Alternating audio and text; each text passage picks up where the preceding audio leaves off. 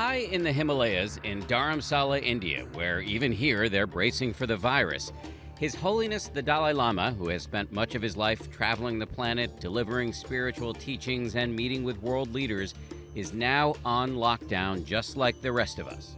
I sat down virtually with His Holiness and started by asking how his life has changed during this pandemic. His answer? Simple. No change. He explains that he often takes a long meditation retreat every year for a few weeks or months. Now he's doing just that, albeit involuntarily.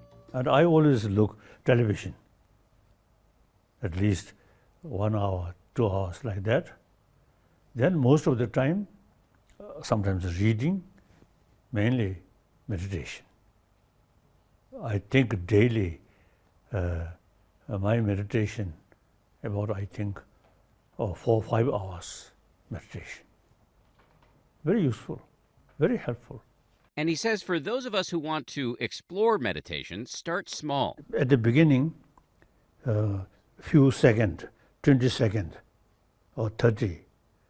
Then gradually 1 minute, 5 minutes, 10 minutes, you can sit on that pureness of mind. I think worthwhile to start meditation. Then mind, not now sensorial mind, the deeper mind. Then you see focusing some deeper meaning, the meaning of life. For the Dalai Lama, meditation is helpful, but he says even for him, watching the news is painful. Very sad. When I saw in television some starving people or poor people, sometimes I crying. But he reminds us not to feel helpless. Indeed, it's very sad. Without losing, I say, the courage. Sadness should transform determination. More suffering, more determination. Should not feel helplessness. That's a failure. He references the struggles he's faced in his own life. He was recognized as the 14th Dalai Lama, the spiritual leader of the Tibetan people, at the age of 2. He was just a teenager when the Chinese military marched in. In 1959, he escaped into exile in neighboring India. Like our own cause, we never sort of give up. We try. To acknowledge these things. One fail, again effort, fail, again effort. That's the proper way. You make one effort, fail, then completely lost your determination. That's wrong.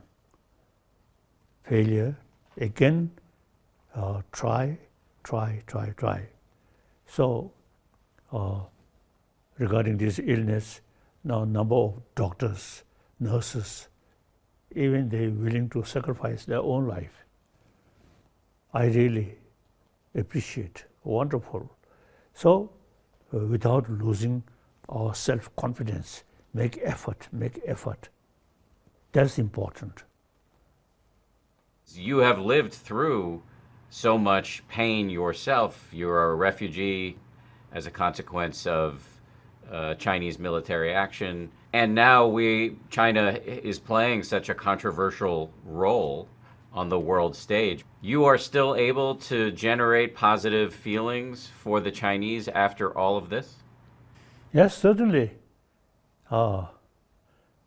China, no democracy, politically quite tight control, so totalitarian regime. But this will change. I think China will change.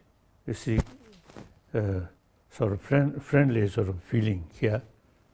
That gives me more inner peace. Since the Dalai Lama mentioned that he's watching a lot of news these days, I ask about the performance of President Donald Trump, who he has criticized in the past for a lack of moral principle.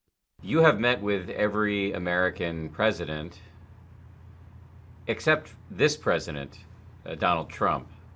I wonder if you could speak with President Trump now about America's role in the world in the midst of this virus. What would you say to him? America, the leading nation of free country, free world. So he's sort of thinking only America, a little bit too small. That's my feeling. Then a lot of American media, you see, sometimes a lot of problem, lot of criticisms. That's your business.